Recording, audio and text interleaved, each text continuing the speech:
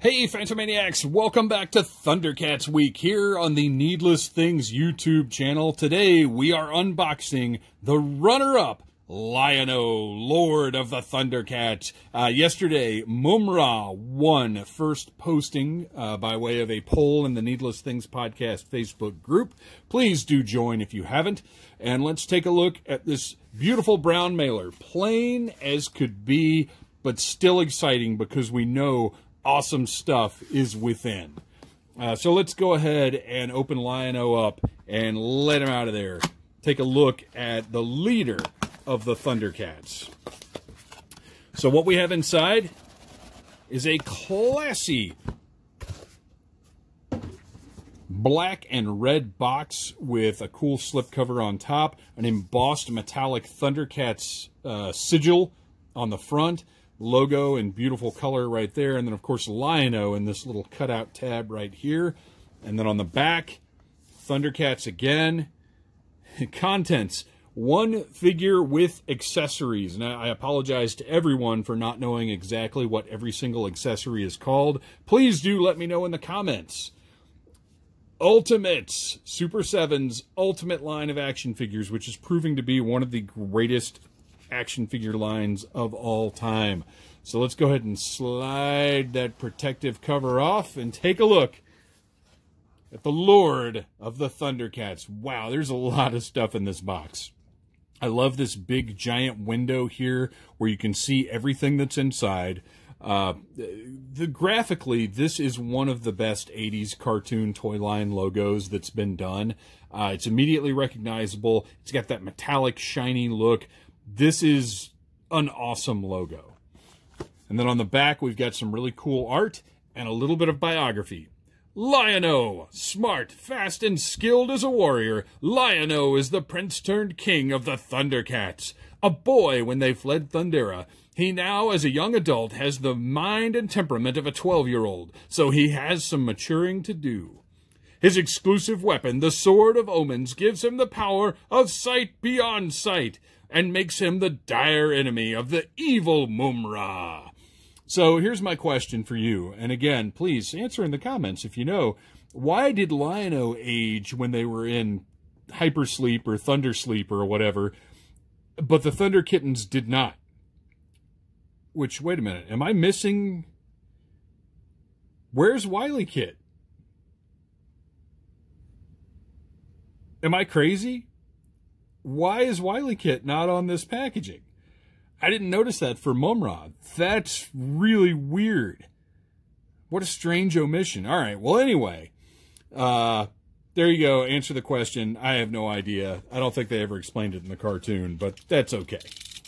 Maybe the Thunder Kittens are just smaller. Maybe they're like halflings or something. Like they're not necessarily kids, although they seem portrayed that way. I don't know, you guys. Help me out on this one. So let's open this up. I forgot to mention my trusty 1964 box cutter, but that's okay because you guys all know it by now.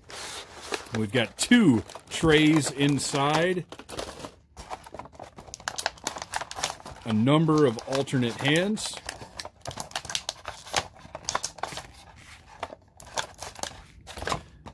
a different book of Thundera, and now I'm starting to watch, because Mumra came with a differently colored book like that.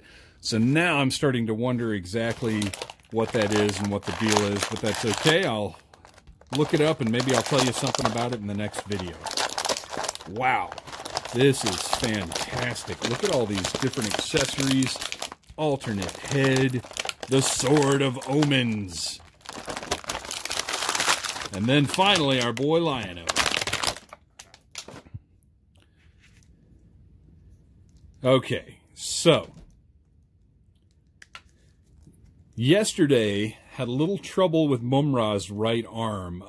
It got real loose. It didn't seem to be torn, it just got really loose. Lion-O doesn't seem to be having any problems like that. What we have here is basically your classic Masters of the Universe Classics articulation, which is perfect for these because I think what all of us really wanted was Masters of the Universe and Thundercats and maybe some other toy lines as well to be in the same scale, the same size, same articulation. That's something that I always wanted. And while, you know, Funko obviously offered Thundercats in their Savage World line, and I really love those figures, the Masters Universe Classics is the ultimate toy line. And now these Ultimates are the actual ultimate toy line and being done in the same scale and the same form. So very, very exciting to see this. Look, you know, what more can I say than Lion-O looks like Lion-O? Like, this is exactly what a Lion-O figure done in the classics and now ultimate style should look like. He's perfect. He's absolutely perfect. He's got sort of the rubbery crotch piece here, but it looks much, much better than any of the ones done. Like, it's tighter around the legs. The hip joints are not exposed in any way. They've done a really good job of getting Lion-O's aesthetics and form, but also providing that articulation. You know, this is not ultimate articulation. This is not, well, I say it's not ultimate articulation. It's the ultimate line, obviously. But, you know, it's not double jointed everything. It's not Spider-Man articulation, but it's more than I ever thought we'd get out of a Thundercats figure, and as much, you know, honestly, as I need. So let's take a look right over here at what we've got going on. And be careful with that peg. Oh, the peg is, okay, so we have this soft plastic crotch piece here, but this peg is actually a separate little piece of hard plastic that's sort of plugged in behind his belt, so we don't have to worry about this tearing or anything like that. I'm not saying don't be careful with it, but it looks good. It's solid and in there. So we have this piece here where it looks like, does this Sword of Omens not come out? Oh, so there may not be a separate small Sword of Omens with this set, because this one does not. I don't want to force it. Oh, there we go. Okay, I guess I am going to force it. Okay, so there is the small. We'll move this stuff out of the way so we can actually take a look at it. That was a little scary, you guys. Okay, so here we have the small, sort of sleeping Sword of Omens dagger. I hope we didn't lose a little paint there doing what I just did, but it looks like I did. I probably wouldn't have left those pieces packed together like that. As good as it looked in the box, what happened is this was sitting here, and look at that, just underneath, so it had time to get stuck, and we lost just a little dab of paint there. Not the best decision on Super 7's part, and I understand they had a ton of stuff to pack in here, and you want the window box to look good. But for the most part, people are ordering these online anyway, so, you know, put everything in separate plastic baggies for all I care, but let's preserve the paint a little better than that. But this piece looks great. This is specifically meant to clip to the figure's hip. And then we have another version that is, I suppose, looks more like the original toy, maybe, because I remember the toy is looking a little furrier. Here we can compare these two side by side, and honestly, it's a little hard to tell which one is going for what, because the original toy version was also like orange, but this matches the color that was in the cartoon a little bit better. But whatever the case, the sculpt is great on these. I love this sort of musculature up here. And then on this one, the more, I guess, realistic looking one, the sculpted fur looks really cool. And then, of course, we have the actual functional armor that simply pull off the figure's hand and snap that right into place. And the Lord of the Thundercats has that awesome claw armor shield ready for battle. And this one ready to show Mumra his reflection, because this one's a little shinier. It's got sort of a metallic sheen to it, if you can tell there. Oh, it's wanting to zoom in on Lion-O's gorgeous face. Let's cover that up. You can see there's sort of a metallic look to this. I like it. Very cool. I don't know which one of these I prefer. I might actually like this more animated looking one a little better. Going back to Lion-O himself, I love the detail in the hair and the face. Tremendous sculpt and paint job. The hair looks incredible. I mean, this is action Lion-O for sure. I mean, this is normally I'm not a fan of sort of windswept hair like this, but this is what he looks like when he's standing still in the cartoon. This is what his hair looks like, and I love this sort of like extra little bit of business right here, like going a little above and beyond even. He looks great. He looks fantastic. And if you don't like that head, maybe you want one it's a little more intense, a little more ready for action. Oh boy, be careful. That does not want to go on.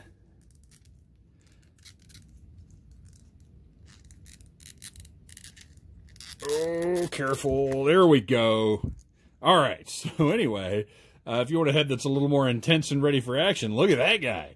Whoa, that is angry Lion-O for sure. He is ready to... Let's put on the more savage gauntlet for this one.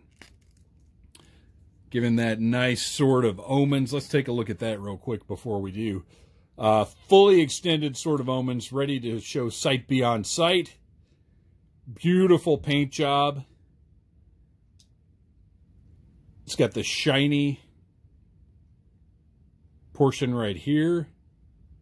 Perfect sculpt. Looks fantastic. And because these figures... Let's see if we've got an actual sword-holding hand. We do. So we've got one hand that's sculpted just to sort of grasp larger items, maybe. For instance, that Book of Thundera. Since this hand is a very soft plastic, there we go. So he can hold larger items with that hand.